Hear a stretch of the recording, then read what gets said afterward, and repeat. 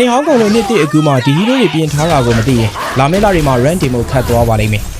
မင်္ဂလာပါပရိသတ်ကြီးတို့ရေမွန်တို့တစ်ကောင်ကတော့နှစ်တည့်မှာပြောင်းလဲမှုအသစ်တွေလုပ်နိုင်မှု advanced server မှာ update patch တွေတစ်ခုပြီးတစ်ခုထုတ်ဆန်းနေပါလိမ့်ဒီနေ့မှာတော့နောက်ဆုံးထွက် update patch တွေကပြောင်းလဲမှုတွေကိုကျွန်တော်နဲ့အတူကြည့်ကြရအောင်ပါ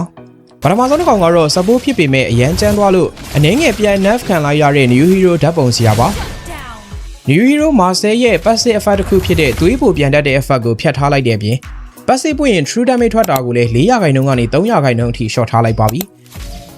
ဒါရင်မကသေးပါဘူး passive ပွင့်မှုကြာချိန်ကူးရောင်းကိုလည်း8စက္ကန့်ကနေ12စက္ကန့်အထိတောင်မှတင်ထားလိုက်ပါသေးတယ်ဒါပေမဲ့ visit တက်ရရင်ရတဲ့ကူးရောင်း short ပေးတဲ့ပမာဏကိုတော့3.5စက္ကန့်ကနေ1စက္ကန့်အထိတင်ထားလိုက်ပါသေးတယ်passive ကိုတအားပြင်းထားပေမဲ့ skill 1ကိုတော့နည်းနည်းလေး buff ပေးထားပါလိမာဆယ်ရဲ့ skill 1မှာ new effect အနေနဲ့ skill 1 range အတွင်းက enemy တွေကို20%အထိဆက်လို့စေမဲ့ effect ကိုထပ်ပြီးပေါင်းထည့်ပေးထားလိုက်ပါလိ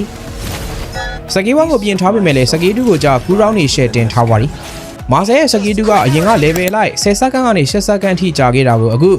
12.5စက္ကန့်ကနေ10စက္ကန့်အထိကြာအောင်တိုးထားလိုက်ပြန်ပါပြီ new hero ချောင်းရိုက်ဆရာလေးကတော့မထွက်ခင်ကလေးကရုပ်ပြက်ဆင်းပြက် nerf ခံနေရပါလိနောက်ထပ်ပြင်ထားတာကတော့ YV ပါ YV ကိုတော့ ultimate ကိုနည်းနည်းလေးချိန်နေထားပါလိ ultimate ဖွင့်တဲ့အခါမှာအပေါ်ကနေအောက်ထိမြင်ရတဲ့မြင်ကွင်းကိုနည်းနည်းလေးချက်ထားပြီးပါလိ ultimate ချိန်တဲ့အခါပို့ပြီးတော့လွယ်လွယ်ကူကူချိန်လို့ရအောင်လို့လုပ်ပေးတယ်လို့လည်းပြောထားပါသေးတယ်ဒါအပြင် YV ultimate ဖွင့်နေတော့ notification တွေကိုလည်းနေရာရွှေ့ပေးထားတယ်လို့ပြောထားပြန်ပါလိဒါကလည်း ultimate ရဲ့မြင်ကွင်းကို꿰မှာဆိုလို့ဆိုပြီးတော့ဆိုတာပါသုံးကောင်မြောက်ပြင်ထားတာကတော့ဖွတ်ကြီးစီးတဲ့ Brett ရဲ့ ultimate ခုံလို့ရတဲ့အကွာဝေးကို early game မှာ3ခွက်စာကနေပြီး4ခွက်စာထိခုံလို့ရအောင်ပြင်ထားပြီးတော့ late game မှာတော့အရင်တိုင်း9.2အထိခုံလို့ရမှာပါ ultimate ကူးတောင်းကိုအရင်က level လိုက်စက္ကန့်60ကနေစက္ကန့်40အထိကြာခဲ့တာကိုအခုစက္ကန့်50ကနေစက္ကန့်40အထိပဲကြာအောင် short ထားပေးလိုက်ပါလိဖွကြီးလဲ buff လို့မဝသေးဘူးထင်ပါလိနောက်ထပ် buff ထားတာကတော့အကိုင်းရဲ့ skill 1 ကူးတောင်းကို level လိုက်73စက္ကန့်10စက္ကန့်ကနေအခု level လိုက်17စက္ကန့်ကနေ8.5စက္ကန့်အထိပဲကြာအောင် short ထားလိုက်ပါပြီနောက်ထပ်ပြင်ထားတာကတော့ nerf ခံရတဲ့ Lancelot ကိုတော့သူ့ရဲ့ ultimate ကူးတောင်းကိုတင်ထားလိုက်တာပါ